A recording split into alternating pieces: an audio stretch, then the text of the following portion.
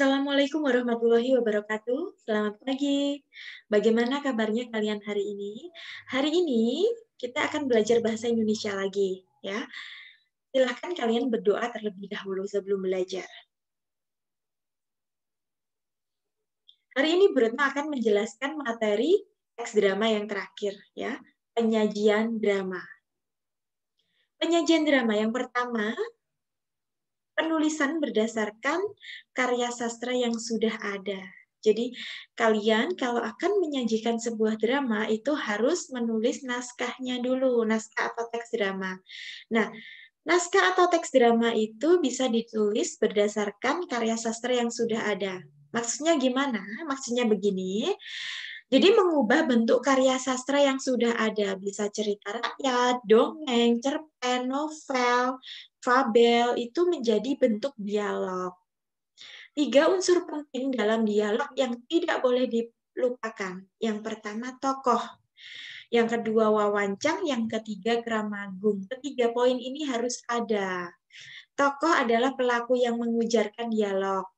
Wawancang itu dialognya sendiri atau percakapan yang diujarkan oleh tokoh. Dan yang ketiga, gramagung itu petunjuk perilaku, tindakan, atau perbuatan yang harus dilakukan oleh tokoh dalam memainkan drama itu. Ya, ini tolong diingat. Jadi kalau ada bentuk tulisan, misalkan ada cerpen yang bagus, kalian ingin mengubahnya menjadi drama, itu sangat boleh, bebas ya.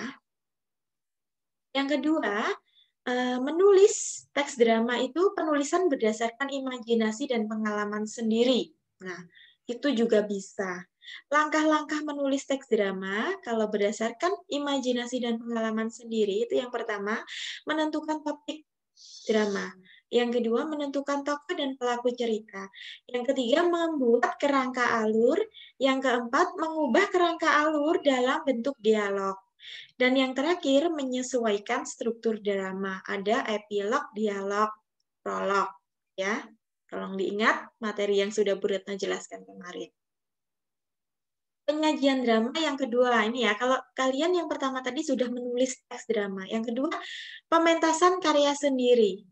Langkah-langkah pementasan drama, ini ya langkah-langkahnya. Tolong langkah-langkah ini diingat, dilihat ya.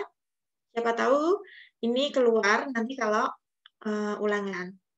Yang pertama, pembedahan teks drama. Pembedahan teks drama ini maksudnya semua calon pemain melakukan pembedahan naskah agar memahami isi cerita yang akan dipentaskan. Maksudnya pembedahan naskah ini bukan naskahnya itu dibedah, dibukai, bukan ya, tapi naskahnya itu dilihat, dibaca, dipahami. Yang kedua, reading.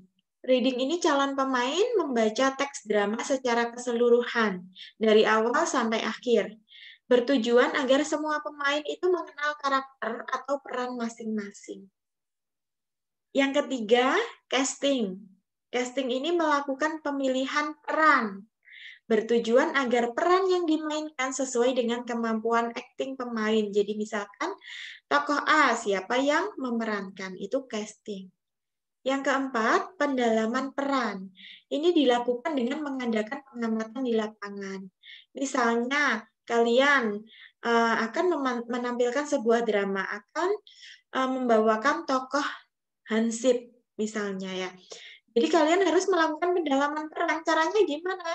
Kalian harus langsung mengamati di lapangan, di lingkungan rumah kalian misalnya. Kalian amati gerak-gerik Pak Hansip itu seperti apa, bagaimana cara bicaranya, bagaimana volume suara dan ekspresinya, itu kalian harus amati. Jadi melakukan pengamatan secara langsung. Yang kelima, ada blocking. Blocking ini dilakukan sebelum atau saat latihan.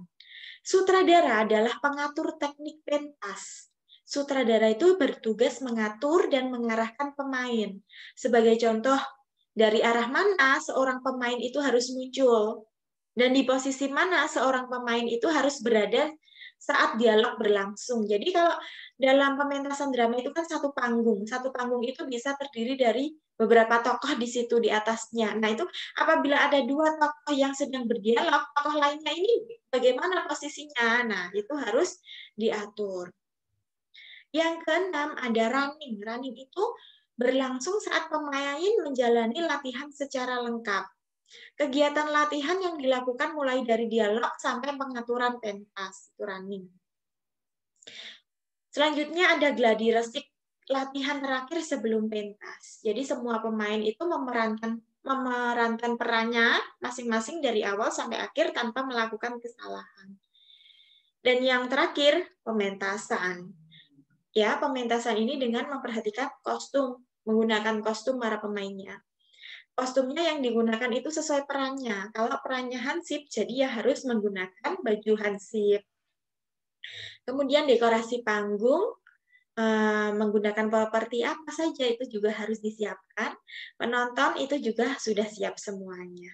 Itu ya, penyajian drama. Terima kasih anak-anak. Cukup sekian penjelasan dari Bu Retno. Apabila kalian ada pertanyaan atau belum jelas, silahkan kalian bertanya ke Bu Retno atau di WA Group ya. Apabila ada salah kata Bu Retno, mohon maaf. Assalamualaikum warahmatullahi wabarakatuh.